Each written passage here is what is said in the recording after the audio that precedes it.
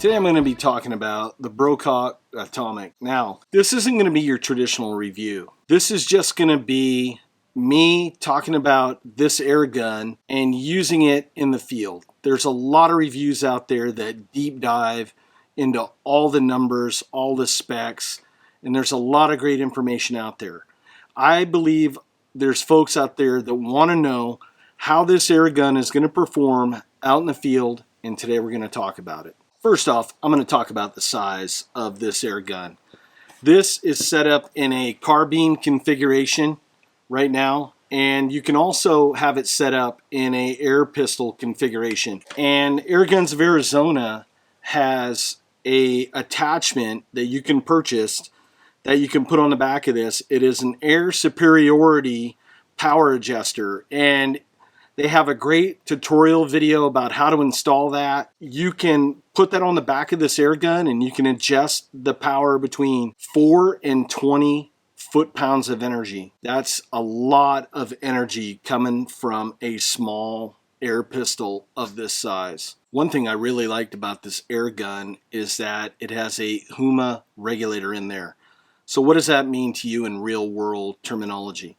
Well, when you have a regulator, it allows a certain amount of air. You don't have this bell curve. When there's no regulator, there's a lot of pressure in the tank, and all that pressure, when it's fully pressurized, is trying to get out. So your shot string sometimes is going to be all over the place. Now, it also has a Lothar-Walther barrel on this. I'm getting great groups with this air gun. Taking it out in the field, I'm shooting ground squirrels offhand with this. 30, 40, 50 yards, no problem at all doing that.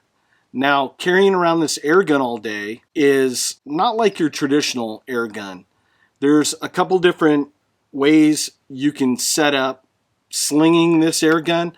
I put on a 2-point sling, so they have a Weaver rail underneath, and I just put on a Magpul attachment, and I just clipped a 2-point harness on, and then I just ran it through the stock of the air gun, and I just throw it over my shoulder, sling it across, and I can carry it all day long, and it's out of the way when I'm going through the woods. It doesn't get caught in the brush and such. It just works really well. Now, the weight of this air gun, without the stock, you're running about 4 pounds. Not bad for an air gun of this size. With the stock, you're running a little bit over 4.5 pounds. 4.65 is the technical term on that. I found that to be acceptable for this size of unit that we're running. Now, on the front, I'm also running a Magpul bipod.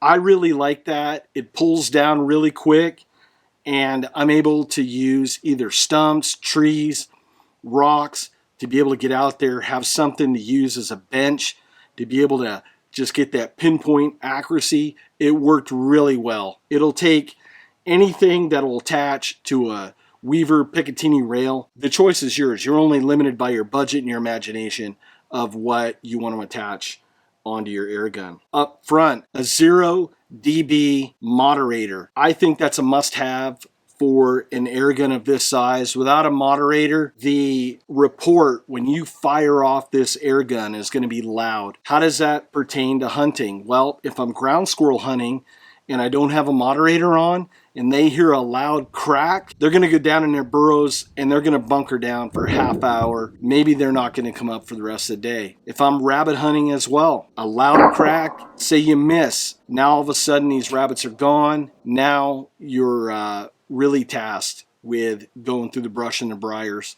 trying to find those rabbits, because they're going to tuck tail and hide under vegetation, under shrubs, and all that stuff. Let's talk about the receiver on this. Has an 11mm receiver. There's an extension on top. I really like that, to be able to put your optics on there, to be able to get it forward, to get enough eye relief. I'm running a Hawk Vantage 11x12.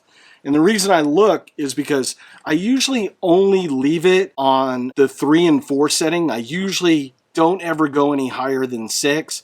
I'm using a Tacticam on there so I can film these hunts for you guys. If you really want to get good, usable video footage out of any sort of camera system, then you're going to need to keep the magnification down as low as possible on there. If you really want to be able to zoom in on an image, then I highly recommend that you film in 4K and that you just crop the image in post-production. When you're out in the field, most of my shots are under 50 yards with this setup anyway. There's no need for me to go any higher than 4 or 5 times on the magnification on this.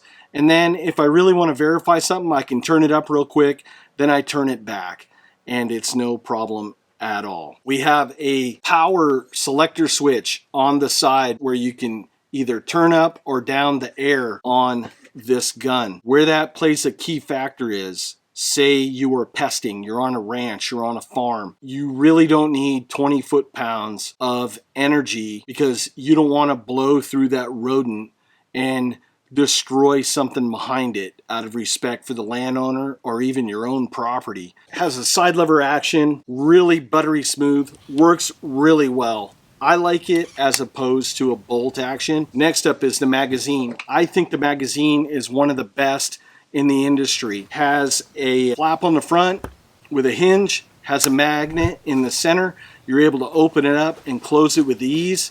And also, it installs in the breech with ease. There's a lot of air guns that I use where the magazine is just really hard to get in to the breech and to cycle that bolt.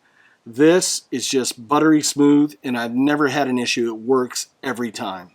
The trigger, you can adjust it. You can slide the trigger group up and down. You can turn it a little bit depending on the size of your hand and the length of your fingers to be able to get the best ergonomics for you. Now, the safety on here has a flipper style safety. I like that, and the reason being is I don't like to take my hand away from the trigger group when I'm hunting. It's just one more motion, especially ground squirrels. They can pick up on motion just so easy. So having that feature up front, in front of the trigger, I'm able to toggle it back and forth.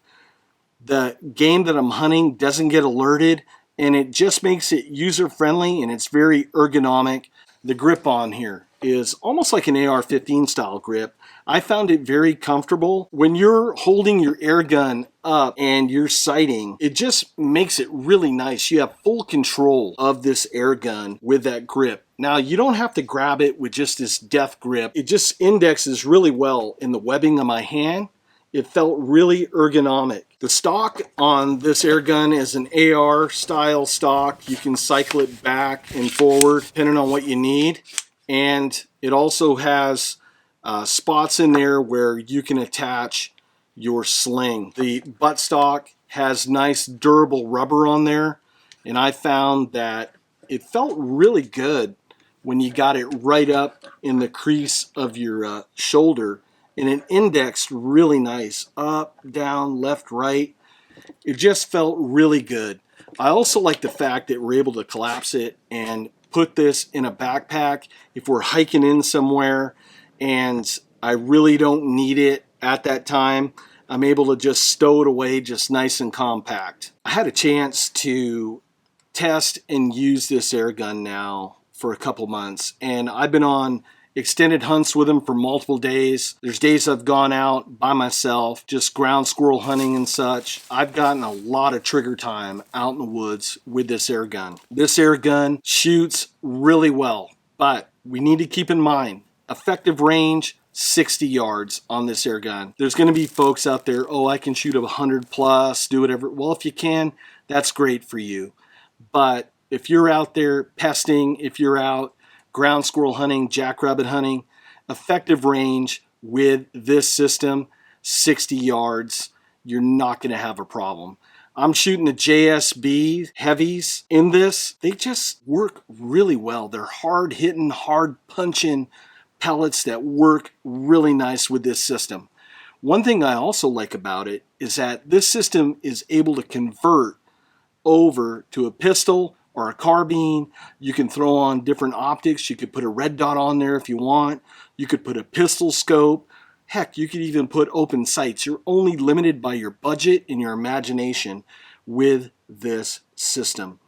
I really like it. If I sound like I'm a convert, I'm a fanboy of Brocock, I am. I really love this. I think that if you save your money and you invest, you are definitely buying a legacy style piece of equipment that you're going to be able to use for many, many years. If you want to learn more information about this system, I'll leave links in the video description below on where you can purchase it.